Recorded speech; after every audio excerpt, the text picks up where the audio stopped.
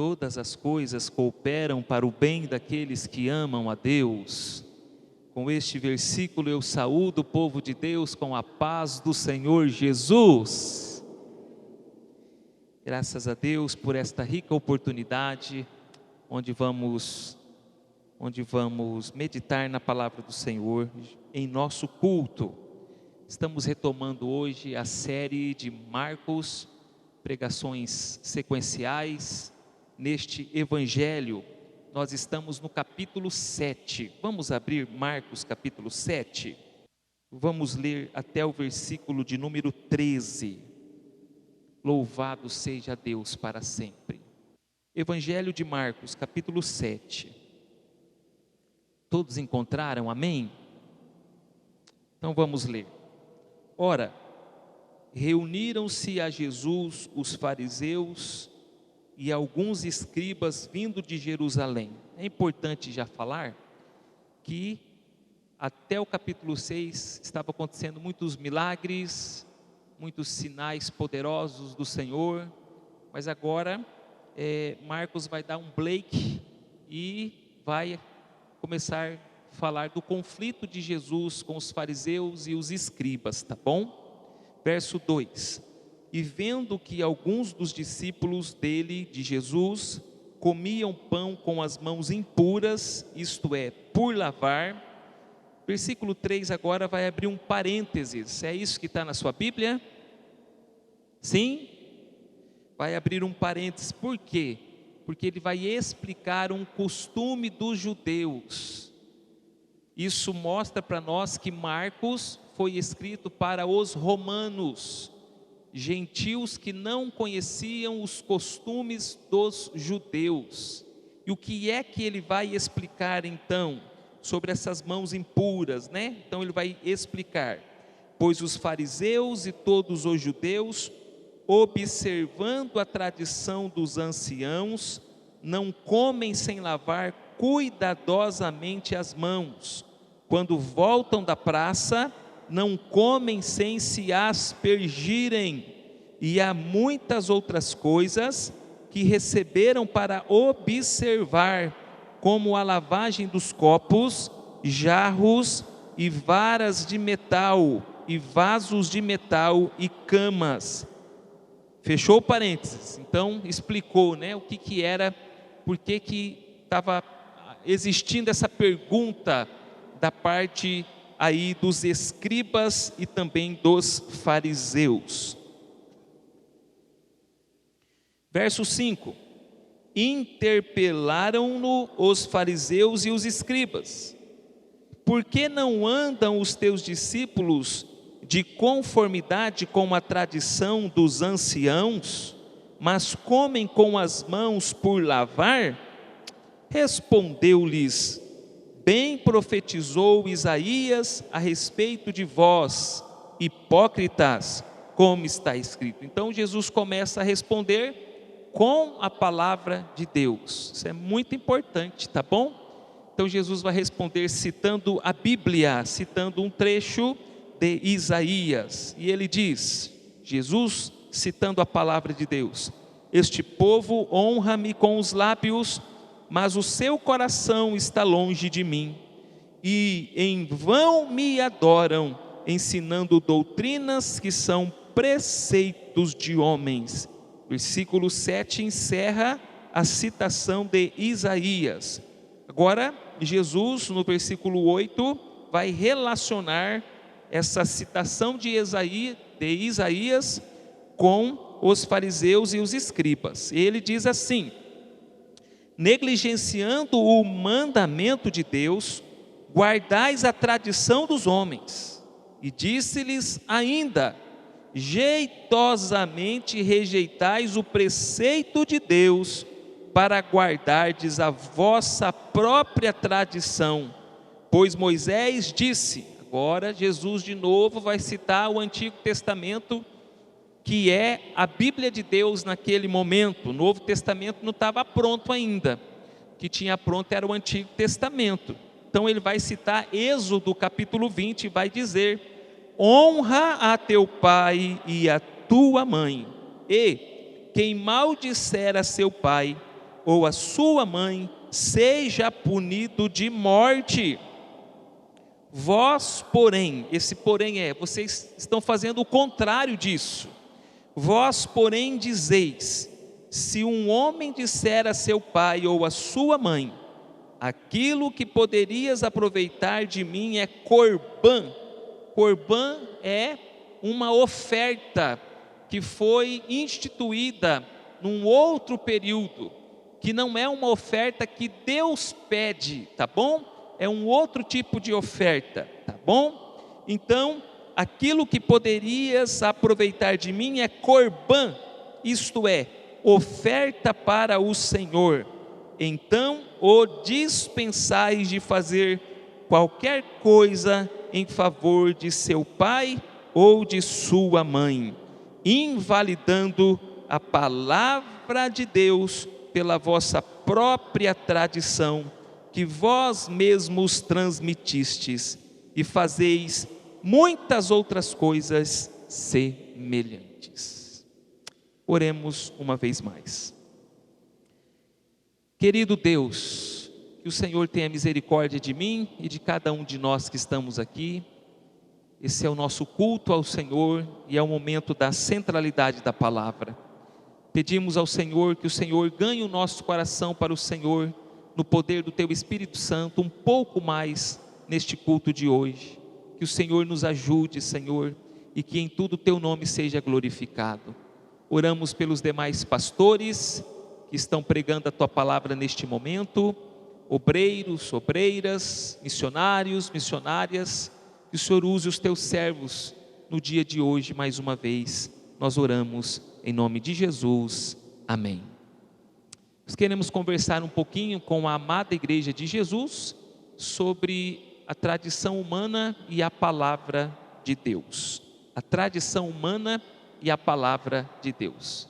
Esta semana, eu e presbítero Fernando, após a tarde da bênção, eu não participei da tarde da bênção, estava comprometido com outras coisas, da igreja também, mas cheguei no final da tarde da bênção, então depois a gente foi fazer uma visita para o irmão Amindo. E quando a gente estava lá, eles nos receberam de uma maneira maravilhosa, fizeram uma refeição linda para nós, preciosa, tiraram sarro de mim, porque eu estou um pouco com a minha protuberância abdominal em destaque, mas faz parte da vida e vamos para frente, glória a Deus e aleluia. Mas num determinado momento, a esposa do Gilberto, irmã Lu, virou para o seu Amindo, que é o dono da casa, que está vindo de um processo cirúrgico, se recuperando, razão pela qual eu e presbítero Fernando o visitamos, e disse para ele assim: olha, o senhor já está com a idade avançada e tem um tipo de comida que eu não lembro o nome, que o senhor faz e ninguém mais na família faz. O senhor precisa passar a receita para o Gilberto aprender a fazer, porque se o senhor for morar com Jesus logo, então a gente vai repetir o preparo dessa refeição. O que estava acontecendo naquele momento, irmãos? Talvez a irmã Lu, sem perceber, estava dizendo: dê continuidade à tradição da família. O que é tradição? Tradição é a repetição de alguns hábitos culturais. Tradição é o cultivo de algumas datas, de algumas festas e de alguns eventos. Isso é tradição. Tradição do Natal. Nós não temos mandamento para celebrar o Natal, mas a igreja tradicionalmente celebra o Natal. Nós não temos um mandamento para celebrarmos a Páscoa como cristãos, mas a igreja tradicionalmente celebra a Páscoa. Tradição é aquilo que se repete. Tem a tradição boa e tem a tradição ruim. E é isso que o nosso texto está mostrando para nós. Existe a tradição de todo mês de junho, celebrar a festa junina, uma festa pagã em homenagem a São João. Alguns cristãos não veem nenhum problema nisso. Será que a palavra de Deus concorda com esta tradição? Então, existem boas tradições e existem más tradições. A tradição, ela nunca é neutra. A tradição nunca é neutra. Eu quero mostrar isso, por exemplo, pedir para o Lucas, que está lá na transmissão, colocar para nós Esther, capítulo 9, verso 27, um texto que vai mostrar para nós uma tradição que começou ali e que até hoje é praticada pelos judeus. Pode colocar na NVT, por favor. Olha só, os judeus em todo o reino concordaram em dar início a essa tradição e transmiti-la a seus descendentes e a todos que se tornassem judeus. Declararam que não deixariam de celebrar anualmente esses 2 dias na data determinada. Tradição. Começou uma tradição aí que até hoje ela é celebrada, uma boa tradição. Quando a gente olha para Colossenses, a gente vai perceber, se você quiser abrir também, Colossenses, capítulo 2, verso 8.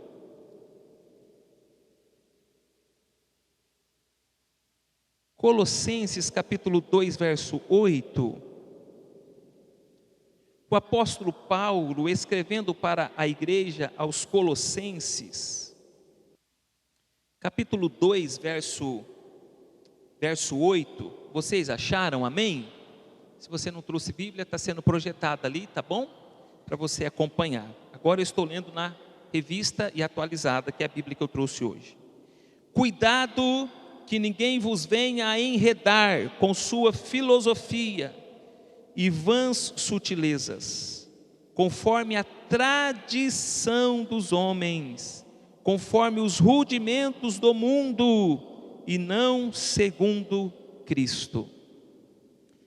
A tradição que não é boa, ela não está fundamentada em Cristo, e se ela não está fundamentada em Cristo, logo, ela não está fundamentada na palavra de Deus.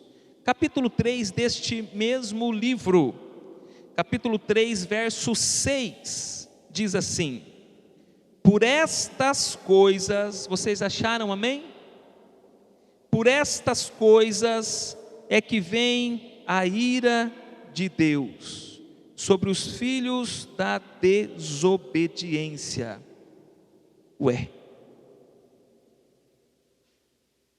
Colossenses 3:6. Não é esse texto, não. Colossenses.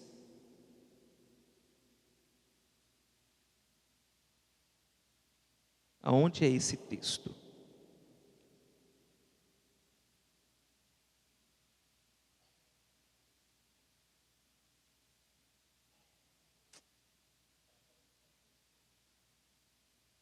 Dois, 6.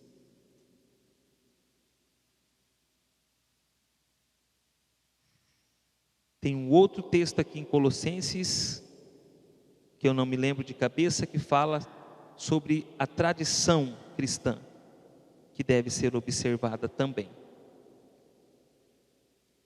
Colossenses. Não estou achando. Mas o apóstolo Paulo, ele diz para a igreja seguir a tradição dele. Qual é a tradição dele? É a tradição do Evangelho. Então existe a boa tradição e existe a má tradição. E como nós sabemos se uma tradição é boa ou se ela é má. Jesus está nos ensinando no texto que nós lemos nesta noite. E a mensagem central desse texto é justamente esta: a tradição humana não pode, não deve anular a palavra de Deus. A tradição humana não pode anular a palavra de Deus. A palavra tradição é a ênfase do nosso texto. Nesses versículos que lemos, ela aparece 5 vezes. Fala mais alto. 2 Tessalonicenses 3,6. É isso mesmo. Obrigado. Muito obrigado. 2 Tessalonicenses. Eu sabia que estava em algum lugar e que foi Paulo que escreveu. Muito obrigado. Bom presbítero que auxilia o pastor nas horas difíceis. 2 Tessalonicenses 2,6. Isso? 3,6. Sim. 3,6. 2 Tessalonicenses 3,6. Diz assim: nós vos ordenamos, irmãos, em nome do Senhor Jesus Cristo, que vos aparteis de todo irmão que ande desordenadamente, e não segundo a tradição que de nós recebestes. A tradição aqui é o Evangelho. Olha como o apóstolo Paulo, ele é muito sério no que diz respeito ao Evangelho, que é a palavra de Deus. Se um irmão não anda na tradição do Evangelho, se afaste dele. Se afaste dele. No nosso texto, então, como eu estava dizendo, a palavra tradição aparece 5 vezes, dando ênfase ao assunto desta perícope, desse bloco de texto, dessa porção lida nesta noite.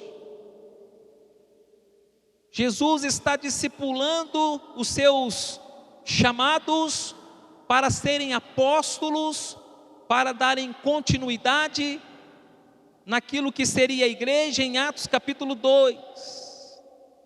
E Jesus quer que os seus apóstolos, que os homens que vão liderar a igreja, eles a liderem segundo a palavra de Deus, segundo as Escrituras.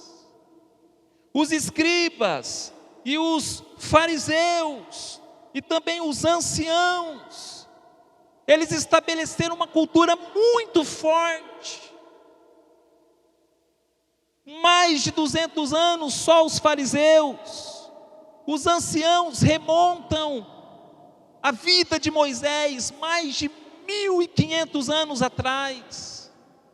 Mas não importa se a tradição é longa ou se ela é curta, se ela tem décadas e séculos, o que importa é se ela é aprovada pela palavra de Deus. Amém, gente? Se ela é aprovada pela palavra de Deus.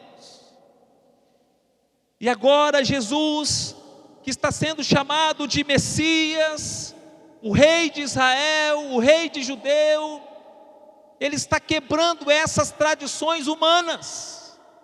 E o pessoal entra em desespero, os escribas, os fariseus, que saíram lá de Jerusalém e estão lá na região da Galileia para fiscalizar se Jesus realmente é o Messias. Mas eles estão percebendo, ele não pode ser o Messias. E por que ele não é o Messias?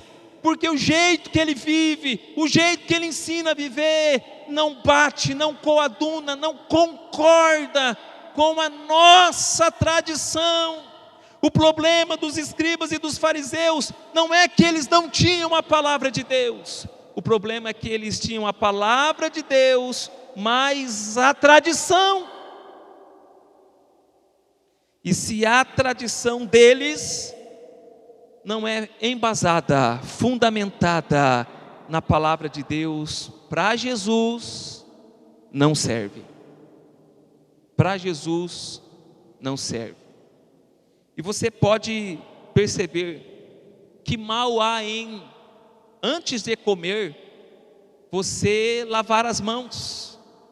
Você ia a um restaurante onde você soubesse que as pessoas, o chefe daquele restaurante, seus auxiliares, está preparando a sua refeição sem naquele dia lavar as mãos? Que mal há nisso? Tem alguma coisa em cobrar as pessoas de lavar as mãos? Tem alguma coisa errada nisso? A camada do entendimento bíblico, ela está mais profunda. A questão não é tão superficial assim. Me desculpa queria que você entendesse isso. A questão aqui não é só o lavar as mãos. A questão aqui é, nós temos líderes de Israel, os escribas e os fariseus, mas nós temos um outro líder também que é Jesus. Nós temos multidões que seguem os escribas, os fariseus e a tradição dos anciãos, mas nós temos um outro líder que surgiu também e que carrega multidões com eles. Então a essência do texto é: a quem nós seguiremos? A quem nós seguiremos? Nós seguiremos a palavra de Deus e a tradição, ou nós seguiremos Jesus, que está nos mostrando, nos levando, nos enraizando na palavra de Deus? Quem nós seguiremos? Essa foi a grande cisão da igreja no século XVI, com Martinho Lutero. A igreja católica era a Bíblia, e ainda é assim, a Bíblia mais a tradição da igreja. Mas a igreja protestante não, somente a Bíblia é a palavra de Deus e a nossa única regra de fé e prática. Muito embora nós, como igreja evangélica, também estamos nos desviando da palavra de Deus em algum momento e em algum nível. Essa é a questão aqui. E Jesus então não poderia responder de outra forma, não poderia responder de maneira diferente. E a resposta dele, como é a resposta do apóstolo Paulo às suas perguntas, como é a resposta do apóstolo Pedro às suas perguntas, todas essas respostas devem emanar, devem se fundamentar na palavra de Deus. Na palavra de Deus. A bússola orientadora é a palavra de Deus. E Jesus então, ele vai usar a palavra de Deus e vai citar o Antigo Testamento, e Jesus vai falar com muita firmeza. E Jesus vai dizer: vocês são hipócritas. Vocês são hipócritas. Então, no primeiro momento, Jesus cita a palavra de Deus. Isaías, que nós lemos nesta noite, a citação de Isaías no nosso texto. E Jesus disse: aquela palavra lá de Isaías é sobre vocês. Vocês ensinam doutrinas de homens, mas o coração de vocês está distante de Deus. O coração de vocês está distante do Senhor. A adoração de vocês é uma adoração vazia, é uma adoração baseada em rituais, mas não é uma adoração baseada em devoção verdadeira, porque a adoração verdadeira, ela está enraizada na palavra de Deus. Por isso a gente insiste com o ministério de louvor: cantem canções bíblicas. Por isso nós insistimos com quem pregue aqui: pregue a palavra de Deus, anuncie a palavra de Deus. Quando você orar, ore de maneira bíblica, porque sabemos, conforme diz 1 de João capítulo 5, se orarmos segundo a vontade de Deus, que é a palavra de Deus revelada, o Senhor não somente nos ouvirá, mas também nos responderá. Aleluia. É nessa trilha sonora que nós seguimos, irmãos, de tentar ensinar a igreja de Jesus e a nós mesmos a olharmos para a palavra de Deus, a olharmos para os ensinos do Senhor para as nossas vidas. E agora, após citar Isaías, ele vai citar Moisés, especialmente Êxodo capítulo 20, e esta mesma palavra que se repete em Deuteronômio. Ele vai dizer: pois Moisés disse: honra teu pai e a tua mãe. Então Jesus citou um exemplo subjetivo que está só no texto. Agora Jesus cita de novo um exemplo subjetivo que está só no texto. E agora Jesus vai dar um exemplo prático da vida deles. E vai aparecer esta oferta, que é a oferta de Corbã. Jesus diz para eles: vós, porém, verso 11, se um homem disser a seu pai ou a sua mãe, um desses aí que anda com vocês, que segue o farisaísmo, que segue os escribas, se alguém perguntar para vocês, eu tenho um recurso, e esse recurso é um recurso que eu separei como oferta sagrada, Corbã, para Deus, e o meu pai e a minha mãe estão passando por alguma necessidade, o que eu tenho que fazer? Eu ajudo meu pai e a minha mãe? Ou eu consagro essa oferta ao Senhor? Essa oferta Corbã era uma oferta que isentava a pessoa de alguns impostos.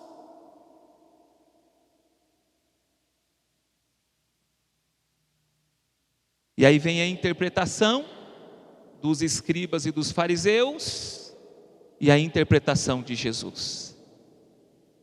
A interpretação dos escribas e dos fariseus é: dê a oferta. Mas essa oferta não foi instituída por Deus, faz parte da tradição. Jesus diz: não dê a oferta, ajuda o seu pai e a sua mãe. Ajuda o seu pai e a sua mãe. Verso 12: então os dispensais de fazer qualquer coisa em favor de seu pai ou de sua mãe. Quando eles eram consultados, eles dispensavam as pessoas de obedecer a palavra de Deus, de honrar pai e mãe, dos seus progenitores serem honrados e abençoados. Você sabe que o povo de Deus ficou 430 anos no Egito. Lá no Egito eles trabalhavam de domingo a domingo, mas Deus deu a lei dele, Deus deu a palavra dele, Deus deu, conforme a palavra que aparece no texto, Deus deu os preceitos dele, e disse: vocês não vão mais trabalhar 7 dias por semana, vocês vão trabalhar 6 dias e descansar 1 dia. Mas lá também na cultura egípcia, na tradição egípcia, ninguém honrava pai e mãe. Os estudiosos dizem que quando uma pessoa, um pai e uma mãe morria, o filho nem ia lá enterrar, deixava o corpo lá mesmo. Por isso, porque o povo de Deus anda na direção de Deus, porque o povo de Deus é chamado para ser diferente do povo do mundo. Deus disse: vocês serão diferentes e vocês vão honrar pai e mãe, aleluia. Vocês vão ser diferentes. Então, Jesus está mostrando aqui que a palavra que Deus nos dá é para o nosso bem. A palavra que Deus nos dá é para o bem do nosso próximo. A palavra que Deus nos dá é para a glória de Deus. Para a glória de Deus. E o versículo 13, então, encerra o nosso texto dizendo: vocês estão invalidando a palavra de Deus pela vossa própria tradição, que vós mesmos estão transmitindo, vocês estão transmitindo, ensinando de geração a geração alguma coisa que está invalidando a palavra de Deus, a palavra de Deus. E aí Jesus poderia falar e mostrar outros exemplos, mas ele diz: e fazeis muitas outras coisas semelhantes. Queridos irmãos, nós não podemos estudar Deus, porque Deus é eterno, Deus é infinito, Deus é tudo muito mais além do que qualquer mente aqui pode imaginar. O seu livro R6 Pro diz: todos somos teólogos, é o título do livro. Por que ele diz todos somos teólogos? Ele diz que todos somos teólogos porque todo mundo que formula uma frase de Deus, ele está fazendo teologia. A questão de novo é uma boa teologia ou uma má teologia? Toda pregação é teológica, porque toda pregação fala de Deus, mas ela é uma boa pregação ou uma má pregação? Como que a gente descobre estas coisas? Se eu não posso estudar Deus e a definição de teologia é estudar Deus, então como é que eu conheço esse Deus? Deus na sua sabedoria, Deus no seu infinito conhecimento, Deus na sua onisciência, vendo todas as coisas de uma única vez, Deus disse: eu vou preparar um jeito para que o meu povo me conheça. E esse jeito que Deus preparou para nós conhecermos a Ele é por meio da palavra. É por meio da palavra. Por isso Jesus, Ele está mostrando: a palavra de Deus não pode ser invalidada. A palavra de Deus não pode ser invalidada, porque é o único recurso que Deus nos deixou para nós conhecermos verdadeiramente quem Deus é. Deus se revelou na palavra, de Gênesis a Apocalipse. Hoje estávamos na classe de integração e alguém disse: alguém recebeu uma profecia que não era para esta pessoa trabalhar. E agora está tendo a maior confusão lá, porque não trabalha, mas tem que comer, não trabalha, mas tem que lavar roupa, não trabalha, mas tem que comprar roupa. Como que a gente faz, irmãos? Como que a gente faz diante dessas coisas? O que a palavra diz, irmãos? O que a revelação de Deus diz? Do suor do seu rosto comerás, do seu trabalho comerás. Paulo diz: se você não trabalha, que você também não coma. Está aqui, irmãos, está tudo aqui. Por isso Jesus está insistindo conosco mais uma vez nesta noite: não invalide a palavra de Deus, meu irmão. Meu irmão, Deus te deu na linguagem de hoje, a Bíblia na linguagem de hoje, Deus te deu a corrigida, Deus te deu a atualizada, Deus te deu a NVT, Deus te deu a NVI, Deus te deu. Deus te deu dicionários para você olhar e entender aquela palavra. Deus te deu pastores e presbíteros e líderes para você dizer: eu não estou entendendo isso aqui, eu faço ou eu não faço isso aqui, como que eu ando nisso aqui? Deus levantou mestres na igreja para orientar a igreja. Nem todo mundo é mestre, mas tem mestre na igreja. Deus ama você, Deus ama a mim, Deus ama a igreja dele. Por isso nós precisamos ser guiados pela palavra de Deus e não pela tradição, seja ela qual for a tradição, precisamos ser guiados pela palavra de Deus, pela palavra do Senhor, meus irmãos. Ah, pastor, como eu ouvi esta semana de um pastor esqueci o nome do pastor. Ele dizia assim para a igreja: eu não quero que vocês digam, eu não tenho tempo para ler a palavra, e nem que eu não tenho tempo para orar. Mas ele dizia, seja sincero com Deus mesmo e diga: a leitura da palavra de Deus não é minha prioridade. Orar não é a minha prioridade. A minha prioridade agora é investir a minha vida no meu trabalho. Por isso eu não vou ler a palavra de Deus. Mas não diga, não tenho tempo para ler a palavra de Deus. Não diga, não tenho tempo para orar. Diga, a minha prioridade não é a oração. A minha prioridade agora é o lazer. Eu não vou orar, a minha prioridade é o lazer. Não diga, eu não tenho tempo de ler a Bíblia, porque agora a minha prioridade é viajar. Mas não diga, eu não tenho tempo para ler a Bíblia, e eu não tenho tempo para orar. Gostei dessa frase.